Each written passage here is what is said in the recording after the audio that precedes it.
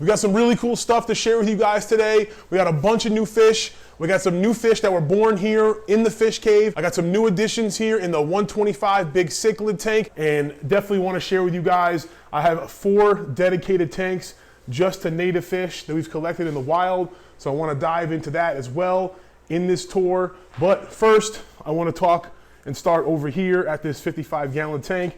If you guys have been following for a while, you know that my main goal for this tank is going to be to focus on these hillstream loaches. There's one right here. We have 5, sub-adult to adults. There's another one hanging out right here on the wood. I find that they spend a lot of their time on the glass, and there's one on the glass right now. I usually find, a few at any given time on the glass, and the others are hiding, but they haven't had any breeding behavior yet. There's another one there. These Colombian tetras, these tetras with the red tails, those are Colombian tetras. One of my favorite, kind of just like a basic schooling fish. You should be able to find them at most, local fish stores or even big box stores. They only run a few bucks each. They're really cool fish. My plans with this tank, as you can see, it's kind of not really got a substrate. The only reason I even put the rocks in here was to potentially give an area for these hillstream loaches, to lay eggs if they were going to do that.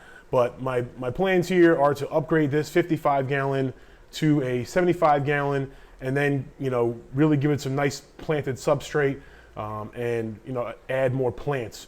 Right now, the only plants in this tank are going to be the Java fern that I have glued onto this piece of driftwood. And that's how I do a lot of my plants, like the Java fern and the Anubias and mosses. I just use some super glue gel and attach them to the driftwood. So that's what I did here with a bunch of this Java fern. And it's hanging on for me. It's not doing extremely well. I gotta kick up the doses here. This tank, I'm running 2 different 4-foot lights on it. There's actually a Beamsworks and an Aquaneat. These are both kind of budget lights, so I'm seeing kind of which one I like more. I may invest in some of these, but I also was recently given a fluval planted light, and I got another one in a great pickup from a gentleman, Max, who was giving away some stuff. So I've had those for a few weeks now, and I may be upgrading to those. So if you look down here, you can see the kind of a dimmer light. And those 2 tanks right there, that's one fluval light. And then that tank at the top right has got another fluval light. So, compared to the more dim light over here, you can really see the difference. But these 2 lights have been doing well for me over here. They've actually been kind of, putting out some extra algae. This tank, I don't really care about the algae, even in the front of the glass, to be honest, because as you can see, that's what these hillstream loaches are eating mostly. But this tank right now, it's one of my favorite tanks because of the hillstream loaches, because of the Colombian tetras. That's an African butterfly fish. I believe the scientific name is Thomasii. It's not a super rare fish, but it's also not that common. Really cool. That's a male. I had a pair. I ended up losing the female, unfortunately. And then we have a red rainbow fish in there as well. So I'd really like to get this tank kind of, planted and booming. If we move over here, you're going to see the newest batch of a Pleco Fry. And these are Calico Pleco. We're going to show off the parents here in a little bit when we get to the rack system. But these are a brand new batch that just hatched out. I want to say I moved them over here 2 or 3 days ago when they were still from the cave. And I was able to kind of move them while they were still in the cave and release them into this 5-gallon tank. And as you can see, they're already kind of starting eating these green beans. As we move down here, I'm going to show you, we got a batch that's a little bit older. I want to show off, see if we can see some of the blackworms here. There we go. This is my live culture of blackworms. I know a lot of you guys have been asking for an update on that video. I'm going to do an update on the video. The culture has been maintaining fine here in the garage.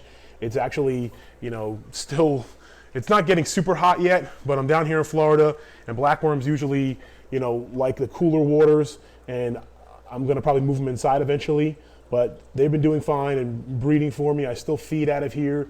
A lot of the native fish we'll see I've been feeding them the blackworms. So when we get over here, I'll show you some of the fish that have been eating the blackworms. This guy also gets some blackworms. The Bisher gets some blackworms every once in a while.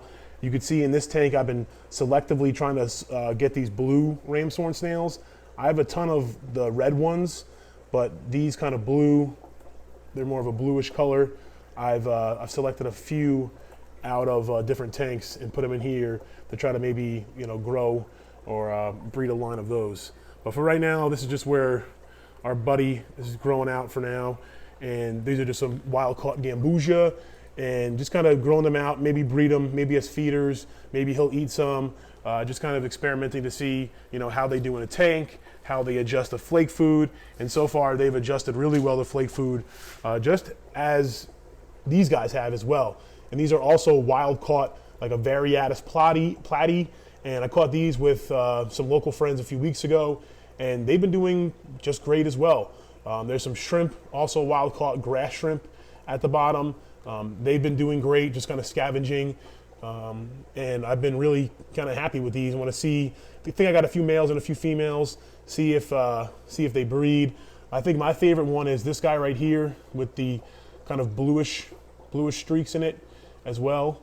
So we'll see if maybe those two are male and a female. We can get those to breed. Moving over to here, this tank is got a bunch of the other Pleco Fry, and I'm gonna go in here and move this wood because I bet you there's a ton under here, and I could be wrong, but I bet you there's a ton under here. Yeah, there's definitely a few, but and there's more in the back there. There's some mold building up, but these guys are growing a little bit. They're a few weeks older than the other ones we saw, and there's also a few shrimp in here also. These are the green, I bought these as green jade shrimp, but they're throwing some of these brown natural colored ones too. They're still cool looking shrimp, but I'll try to get a line of, you know, a color or two out of those.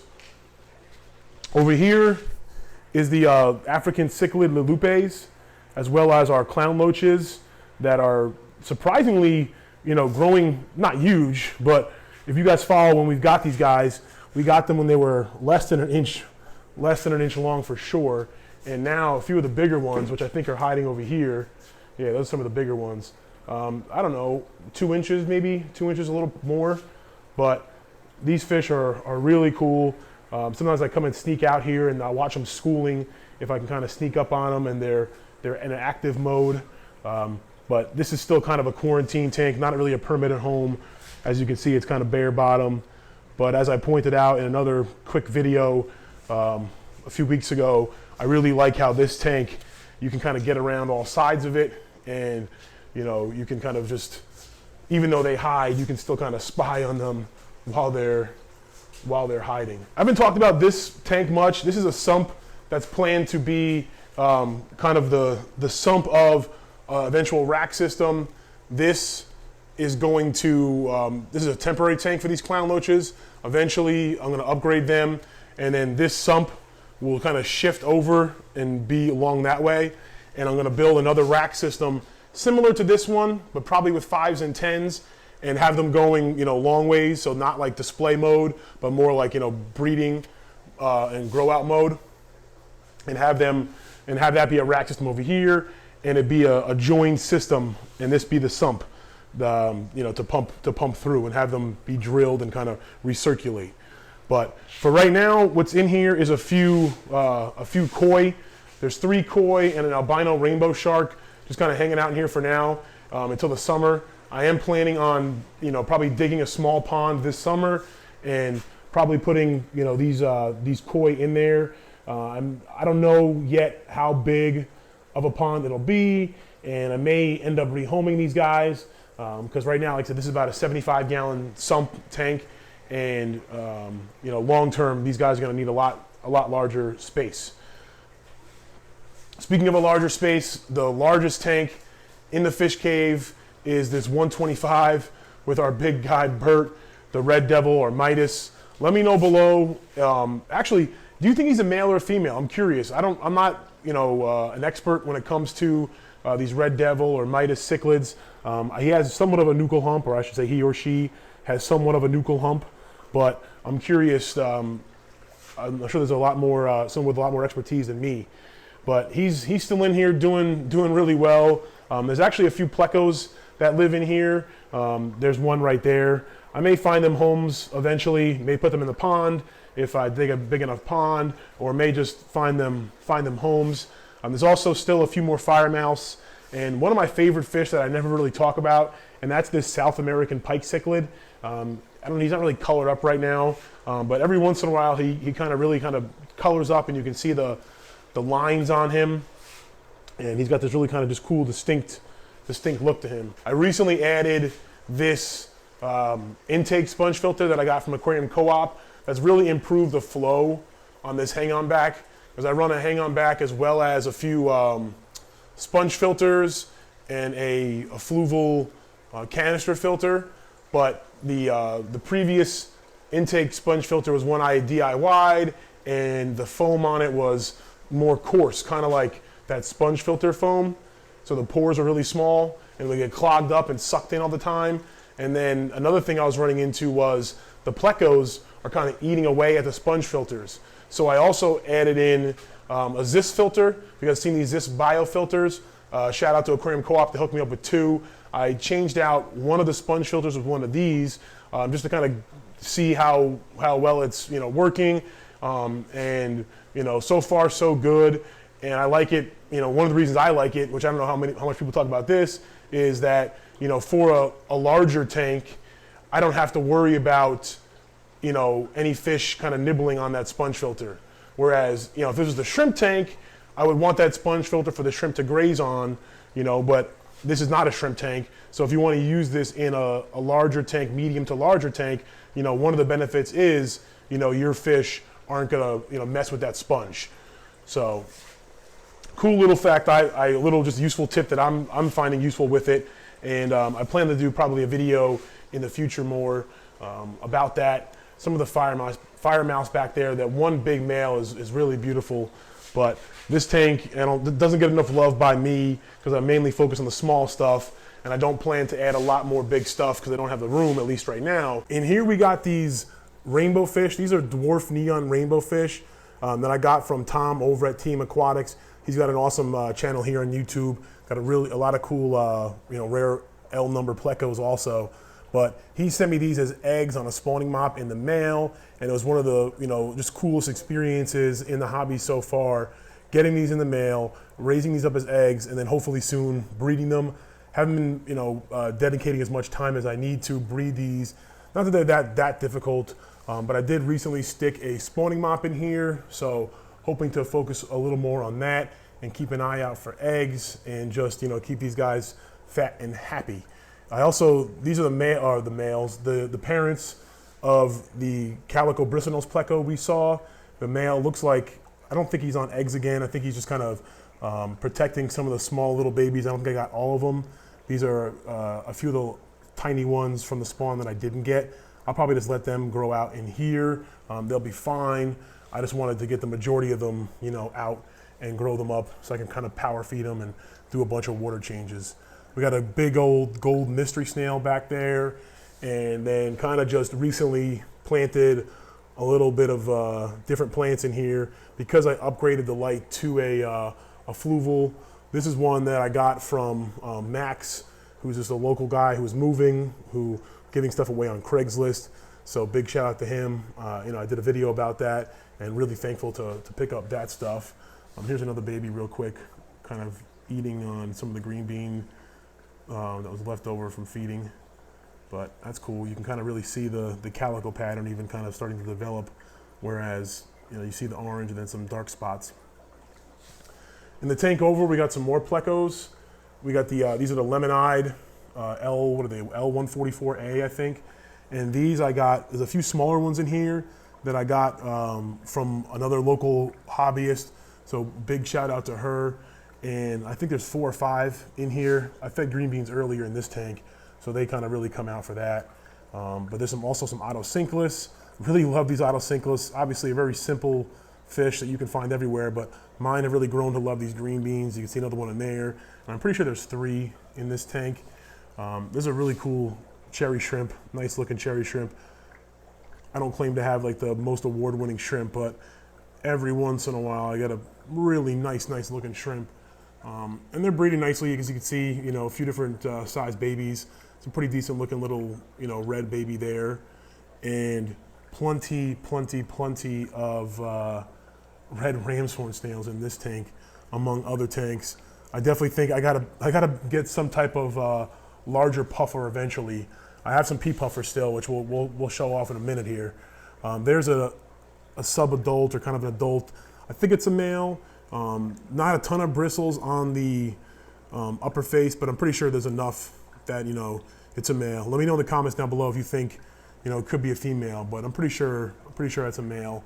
So I'm hoping that some of these will grow up to be a female and maybe breed that strain of bristlenose also. There's an Amano shrimp. There's 2 of those in here also. These are just really, I've said it before, kind of greedy hogs of the tank.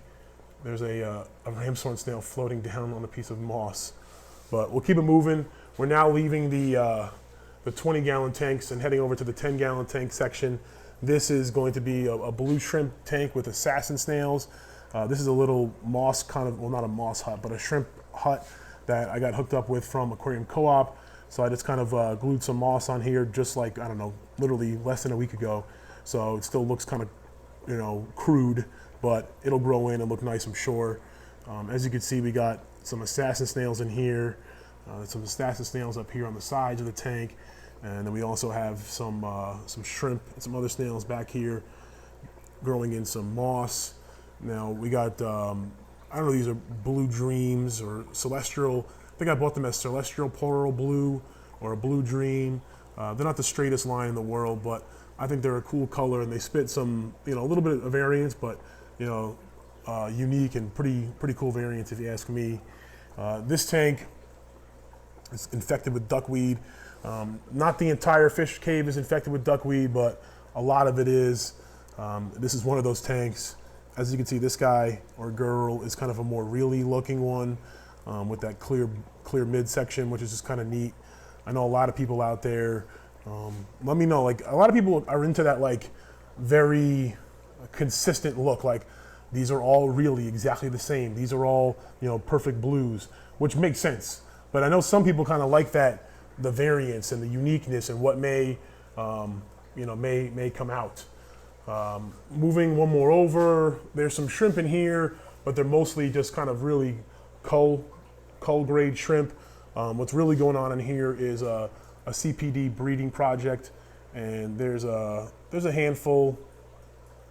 There's a handful in here. I've been feeding these guys. These guys have been getting some blackworms as well. And this is a curious thing. In this tank, I don't know if it comes up on the camera, but in this tank, there's like these lots of little things floating in the water. This has been going on for weeks. When Corey from Aquarium Co-op was here, he saw it and was like, "What is that, Ryan?"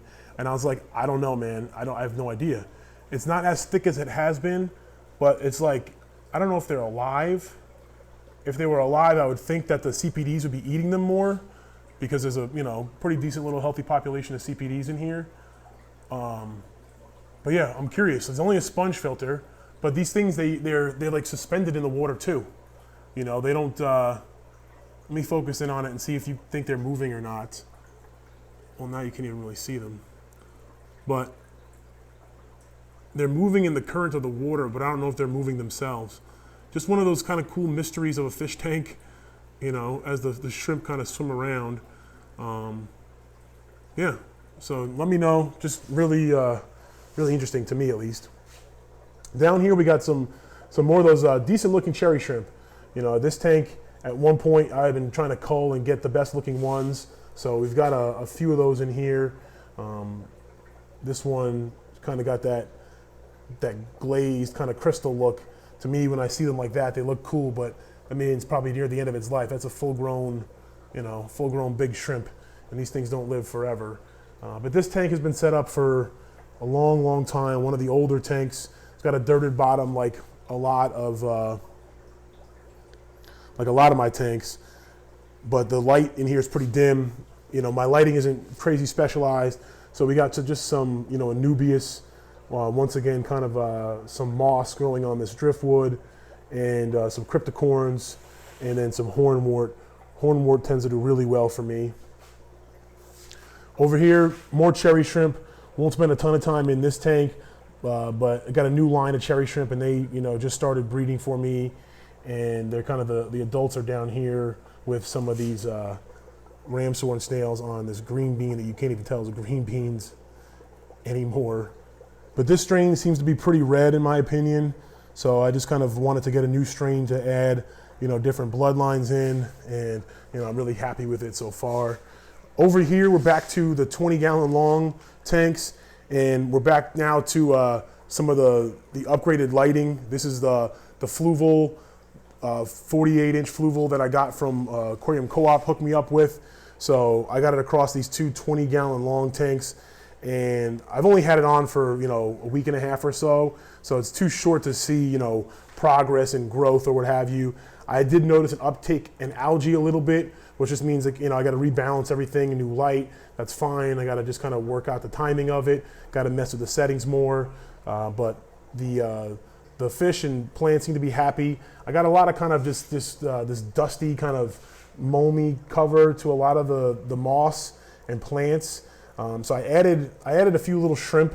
I don't know how they'll fare with these nice fat cardinal tetras and these Harlequin rasboras and the panda cories, but I'm hoping that maybe some of these shrimp can put a dent into some of the algae.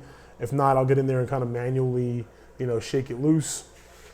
But there's a healthy population of these panda cories. We can really only see one right here. They hide really well in all the dwarf sage and other plants down here, but they like to kind of group together and find little hiding spots and nooks and cranny. But they also play in the rocks over here. But they're definitely probably one of my favorite cories at the moment. I don't keep that many cories, but these are my favorite for sure. Moving over to this tank. This is another 20-gallon long that shares the fluval light with the one next to it. And we got some yellow shrimp in here. As you can see, this is I'm not sure if this one's buried or not. Looks like she's got like one egg. Now there was a yellow shrimp in here the other day that had a ton of eggs. So I'm hoping that maybe she's been releasing them, but I'm not exactly sure what the case is. It looks like there's a few little berries left, but not too many. She has kind of a darker stripe. I'm not sure how well it comes off on camera, but she has that yellow fire stripe. Not all the shrimp have that. Some of the ones like this guy back here doesn't have it, but still a cool looking shrimp in my opinion. Same thing with this shrimp over there. I don't think it has it, at least not yet. But this mama, definitely has it, and there's a few other shrimp in there, that do. But I rebounded this colony. There's not a ton of shrimp in here yet, and it kind of really dwindled down. And then I had to I made some trades, traded some blue shrimp for some more yellow shrimp. So now I'm just happy to see, some buried shrimp. Going down now, we are still in 20 longs, but now we're in little African cichlid. These are Leo lamprologus pulcher, or like a daffodil cichlid. Still no breeding action in here yet, but they're definitely putting on some size and getting some color. As you can see here, they get kind of this yellow and blue accents in their fins, and kind of this blue eye and a dark spot right behind the eye. So pretty gorgeous fish. They kind of glide through the water. I think another name for them is a fairy cichlid, which kind of makes sense. Keeping it moving, one more over. Still another 20 long. We have some orange shrimp, and these orange shrimp, we still got a lot of buried. I think the last time we showed these guys off, there was a ton of buried shrimp. Still a really good amount of buried orange shrimp. I've seen a few babies, not a lot. The population seems to be doing well, but not booming yet. And the plants have really taken off in here. This dwarf aquarium lily, this Anubias nana, this cryptocorn, everything seems to really have taken off. The dwarf sage, kind of weird how it kind of grew right across the front. It grew back a little bit, but for the most part, it's stuck, right here to the front. As we make our way back to the 10 gallons, this is our first, I think our first native fish tank that we're going to show off today. And these are the Sailfin Mollies. And as you can see here, I don't know if you can tell, but there's a few that look like they're pretty pregnant. including this, this big girl right here. And the males, we don't have any really full-grown males, but the males will get kind of this bluer tail and this really big sail fin up top. These guys have adjusted pretty well to the tank. They've been eating flake food, they've been eating live food, they've been eating rapashi, just a bunch of different things. I added them here to our CPOs, these dwarf Mexican crayfish. Still no breeding action out of these guys, but I still enjoy them. I'm not really sure, like I said, I haven't been actively, giving the attention and working on it and looking at the parameters of the water to make sure everything's exact. So, it's definitely, my fault in terms of, why we haven't got them to breed yet. But the focus is probably going to be switching to these mollies and seeing just kind of how they adjust and how they do if they breed. But I'll definitely keep you guys, tuned with that. This is just really cool to me to collect these, and I really want to grow up a male, because when you guys see these males, oh my gosh, they're so gorgeous. So I want to grow up a nice male to keep and have him on display for sure. Moving over here, talk about display. These Bluefin Kili fish, when the males really get nice and happy, especially when they're getting fed blackworms, they really flare up. And right now they look kind of just like this drab fish. You can see a little bit of a red in the tail, but they get these blue highlights, and the red blows up. And these are also, like I said, wild caught here local in Florida by me and my friends, and these can be bred as well. And I haven't done it. I'm attempting to. You can see the spawning mop here. These guys are a little more of a picky eater in terms of wanting live foods. I have successfully fed them rapashi, but these are probably my favorite wild caught fish that I have right now. They're growing on me big time, and probably my favorite, or the one I'm most looking forward to breeding. I just really love watching the males, flare up for the females. But this tank has been established for a while, a lot of plant coverage. Another tank affected by duckweed, got some hornwort, a lot of dwarf sage on the bottom. Just a perfect tank for these fish in their environment. They love this, heavily planted ecosystem. Moving down to the ground here, getting our big butts down, we are taking a look at another wild fish tank, and these are least killifish. So these are a really neat fish. This is actually the smallest live bearer in the world, caught, like I said, locally here by me and my friends in Central Florida. These least killifish, they stay tiny, but they get these cool little patterns. They breed pretty readily. I haven't really been seeing any tiny babies in here yet, but there are plenty of females that are, on the verge. That's the fog from my hand. That are on the verge of popping for sure. So looking forward to getting these guys to breed. And then I also just have some albino cories. These are in another tank, and just moved them over here. So they're just kind of living here with these least killifish. And so far so good. There's also a shrimp or two, also kind of a wild caught grass shrimp that are still in here. These are some of the ones that we caught, I believe, when Corey from Aquarium Co-op was in town. If we move on to this 10-gallon tank over here, this was more of a focused on cull shrimp / skittle shrimp. You'll notice there's looks like some reddish shrimp, some yellowish shrimp, some more clear shrimp. There's also some darker shrimp in here. So this is a mix. There's some kind of, that looks like more brown shrimp. There's some kind of like orangish. That one looks like a bluish green, but more kind of, faded. So was kind of the focus, just throw a bunch of different color shrimp in here for the longest time. And then when I got the least killifish, or not the least killifish, but the Bluefin Kili, I also moved the pea puffers in here. So now also the two dwarf pea puffers, you can kind of see one back there. There he comes out. They're still doing fine. There's the other one. So they've been eating on some shrimplets, I'm sure. There's also plenty of snails in here, and I also throw bloodworms and feed them as well, and they go crazy for the bloodworms. But love these puffers. Definitely want to keep a larger puffer species one day. Since I do have tons of ram's horn snails, I'm not thinking like a Maboo puffer size puffer, but you know, a mid-range puffer, I guess. Is that a thing? Like a mid-range puffer. So like a large one, but not an extra large puffer. I think would be really cool because just in my experience having these guys, love watching the way they swim. There's just no comparison to that. And then also I have tons and tons of extra ram's horn snails that I wouldn't mind finding a good belly for. Speaking of tons and tons of snails, in the next tank over here, we have our blue and opal mystery snails. You guys have been following me on Instagram, and I think I might have showed these off in another video before, but these guys have been growing pretty quickly, been feeding tons and tons of green beans. Actually threw a ton of green beans in here not too long ago, and they're already gone. I was expecting there to be some here and film them grazing on them, but they're already gone. There's also some blue shrimp in here. That's the main goal of this tank is the blue shrimp, but the blue snails really took over. That's once again, this was one clutch of mystery snails. So if you have mystery snails and you're looking to breed them, this is one clutch. So be warned.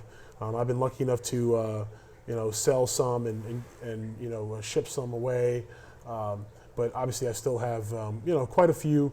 I'm not too overwhelmed. Been doing a little extra water changes because of it, but not too big of a deal. I've done this once before last year in terms of mystery snail clutches, but I really want to focus on getting some of these shrimp really going.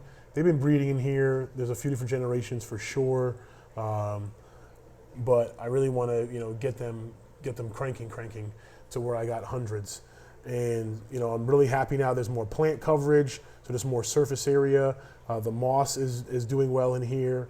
I actually kind of harvested some of this moss off of that wood not too long ago and added it to those moss the shrimp balls.